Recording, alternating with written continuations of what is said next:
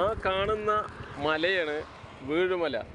ഹനുമാൻ സ്വാമിൻ്റെ കയ്യിൽ നിന്ന് സഞ്ജീവനി കൊണ്ടുവരുന്ന സമയത്ത് മല മൊത്തത്തിൽ പുഴക്കിയിട്ട് വരുന്ന സമയത്ത് കയ്യിൽ നിന്ന് വഴുക്കി വീണ ഒരു കല്ലാണ് ഈ വലിയ മല കാണുന്നത്.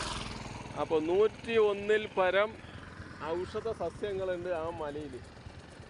അപ്പോൾ ഹനുമാൻ സ്വാമിക്ക് വേണ്ടിയിട്ട് ആ ഏറ്റവും മുകൾ ഭാഗത്ത് വന്നിട്ട് ഹനുമാൻ സ്വാമിക്ക് പഴയ കാലത്ത് അമ്പലം ഉണ്ടായിരുന്നു.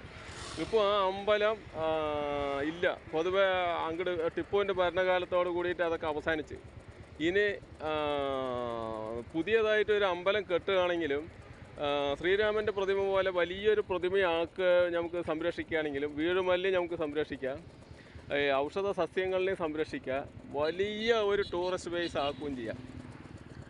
അപ്പോൾ നമസ്കാരം, ചെറിയ വീഡിയോ ആയിട്ട് എടുത്താൽ